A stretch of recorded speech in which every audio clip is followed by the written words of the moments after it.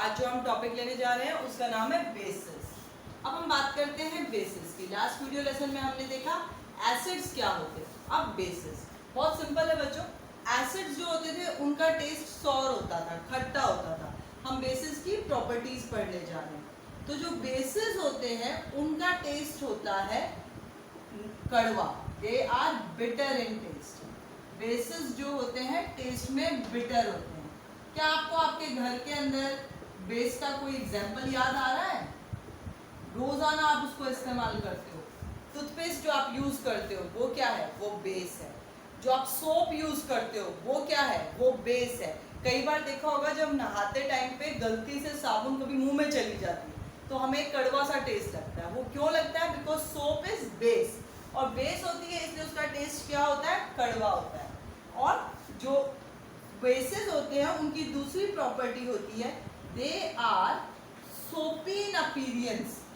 सोपी मतलब साबुन जैसा, ठीक है। दे आर सोपी इन अपीरियंस, ठीक है। जब वो आप किसी बेस को टच करोगे, फील करोगे तो स्लिपरी सोपी अपीरियंस आती है। तो बेसिस आर सोपी इन अपीरियंस। एक तो वो कड़वे होते हैं और दूसरा सोप जैसा आपको अपीरियंस देते हैं। तीसरी बात, जो लिटमस पेपर था, जो हमने एसिड का टेस्ट चेक किया था कि एसिड कौन से लिटमस को किस में कन्वर्ट करता है, तो एसिड ने किया था ब्लू लिटमस को रेड में। तो जो बेसिस होते हैं वो रेड लिटमस को ब्लू में बदलते हैं। They turns red litmus paper into blue, red litmus paper into blue, red litmus paper into blue. Acids क्या बेसिस क्या करते हैं? रेड लिटमस पेपर को ब्लू में बदल देते हैं, और जो एसिड्स होते हैं वो ब्लू लिटमस पेपर को रेड में बदलते हैं। तो ये थी बच्चों बेस की कुछ प्रॉपर्टीज। अब हम बात करने जा रहे हैं इंपॉर्टेंट रिएक्शन की, जिसका नाम है न्यूट्रलाइजेशन रिएक्शन। न्यूट्रलाइजेशन रिएक्शन क्या होती है, आइए देखते हैं।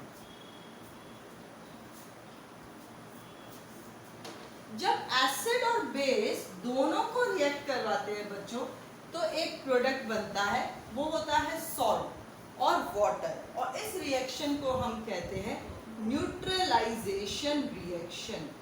न्यूट्रलाइजेशन रिएक्शन, ये रिएक्शन बहुत इंपॉर्टेंट है। इस रिएक्शन के कुछ एप्लीकेशन भी हैं, आइए उनको भी देखते हैं। Neutralization reaction, when acid reacts with base, when acid reacts with base, it forms salt and water. It forms salt and water. When acid reacts with base, it forms salt and water, and the reaction is known as neutralization reaction. कैसे? जब आप acid को base से react करवाते हो तो एक salt और वाटर बनता है, ठीक है, सॉल्ट और वाटर, और इस रिएक्शन को हम कहते हैं न्यूट्रलाइजेशन रिएक्शन। ये रिएक्शन बहुत काम की भी है बच्चों, इसकी एप्लीकेशंस अभी हम देखते हैं। अभी आपके लिए इतना ये याद रखो, जब भी क्वेश्चन आता है व्हाट इज न्यूट्रलाइजेशन रिएक्शन, आप ये लिखोगे और इस रिएक्शन का जो ये हमने सिंबॉलिक बनाया है इसको बॉक्स में डाल देना। अब बात करते हैं एप्लीकेशन ऑफ न्यूट्रलाइजेशन रिएक्शन की, कि न्यूट्रलाइजेशन रिएक्शन जो है वो कहाँ कहाँ काम आती है। तो उसकी एप्लीकेशन का क्या मतलब हुआ बच्चों? उसके यूजेस। तो एप्लीकेशन नंबर 1, जब हमारे स्टमक के अंदर कई बार हम देखते हैं, हमें फील होता है एसिडिटी की प्रॉब्लम, तो जो स्टमक है उसमें HCl प्रेजेंट रहता है। HCl क्या है? एसिड है। तो उसको जब extra excess of acid produce हो जाता है स्टमक के अंदर तो वो हमें एसिडिटी की प्रॉब्लम क्रिएट करता है। उसको ओवरकम करने के लिए हम लोग इनो ले लेते हैं, है ना। इनो क्या है? एक बेस है। तो जब एसिड प्लस बेस मिलता है तो वो न्यूट्रल हो जाता है और हम रिलैक्स फील करते हैं। तो during acidity in stomach, during acidity in stomach,